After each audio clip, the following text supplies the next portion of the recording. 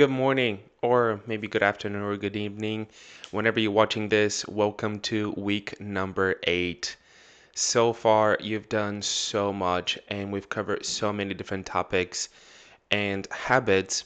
So I want to make sure that we review things and you're also on the right path.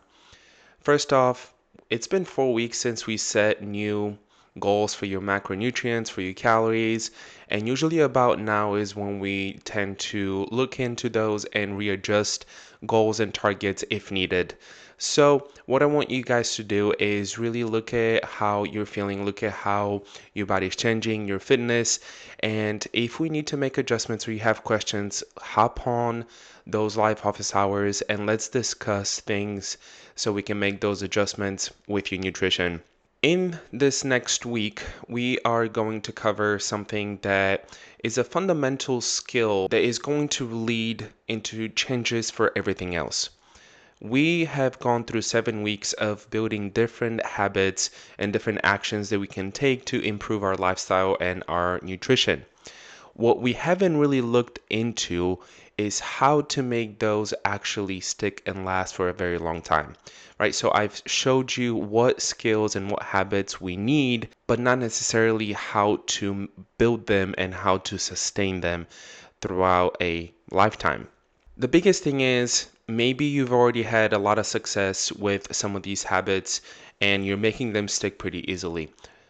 Others might be a little bit harder for you to find consistency with.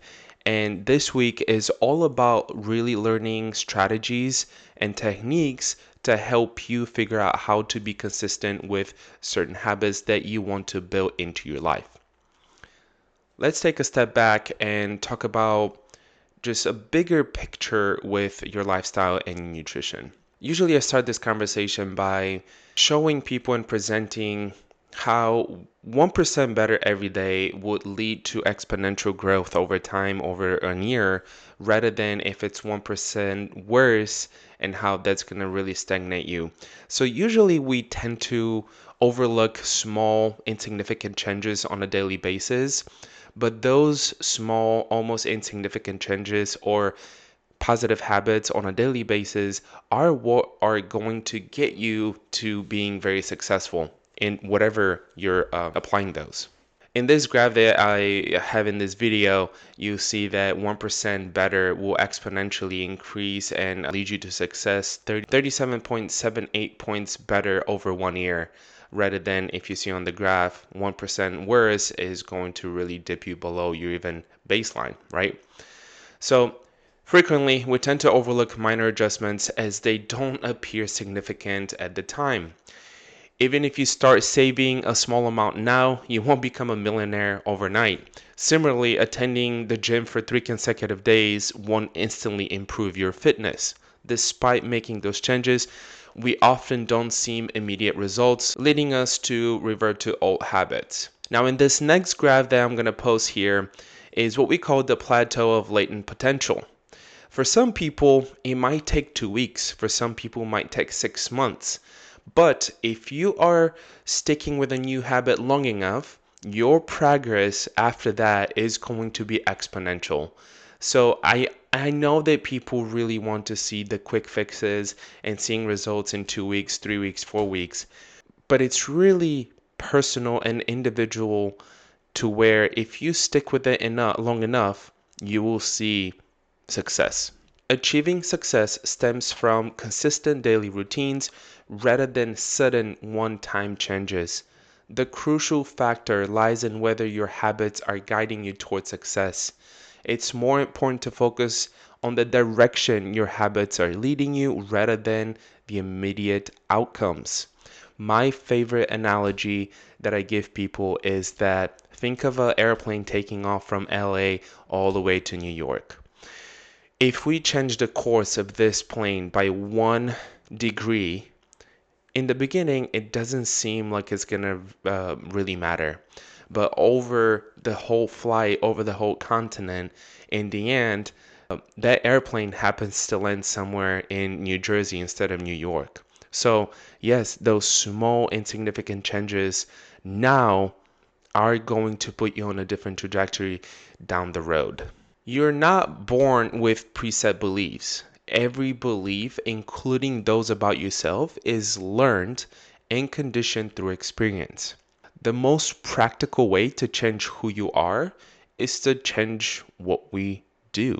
Becoming the ultimate version of yourself demands an ongoing editing of your beliefs and continual upgrading and broadening of your identity.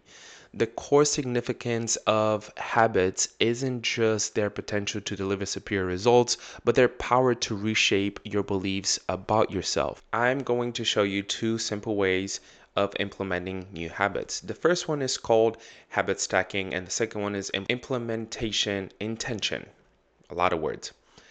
The first one is very simple. We are going to take a healthy habit or something that you already do in your day with that same frequency and apply the new habit that you want to build to it. One of the easiest ways to develop a new healthy habit is to identify a current habit you already have and do each day, and then stack your new habit on top of it. Here's our format that we're going to be using. After I blank, I will blank. That's your new habit. What we're going to do is we're going to have you create a list of things that you already do without a fail every single day, and also things that happen to you without a fail every day. And here's an example. You get a message on your phone, the song that you're listening to ends, the sun rises, you finish packing your lunch, and so on. So in this week, you will have different exercises that will help you create new habits. Implementation intention is the second way we build a new habit. There are four stages of a habit. There's a cue, there's a craving, there's a response to it, and then there's a reward. This system works without a fail. We are creatures of habit and our brains are still pretty primitive. Habits are not a bad thing when we actually make them work for us. With the second strategy, the most common cues that we have are time and location. Think about it. It's usually around the same time or a specific environment. This is why we actually focus on environment so much early on, is because they drive our habits. Your goal is to pair a habit with a specific time and location. We want to give this new habit a very specific time and location to live in. So here's how this works. I will, this is your behavior, at the time, in location. And here's an example. I will read my textbook at 7:30 p.m. when I sit down on the couch with my wife. And here's an example for exercise. I will start warming up at 10:45 in the morning in the gym as soon as I wrap up coaching class. Allocate a specific time and a place for your habits to thrive. The objective is to make this time and location so unmistakable that through consistent repetition, develop a natural inclination to perform the right actions at the right moments, even if you can't articulate the reason behind it. Habits are a great way to help you with your nutrition and your lifestyle. Let's really dive in more and practice these and experiment to where you can develop 2 to 3 new habits this week. And it doesn't have to be anything complicated, but with these exercises, you can make it incredibly easy. You can really pave a very clear path of your body and your mind responding to certain actions without you having to put so much effort into it. So let me know what you think and if you have any questions. And have a good week. Keep rolling. This is amazing. And I'm so happy with all the progress that you're doing so far. And don't forget about live office hours. And if you have any questions, just shoot me a message.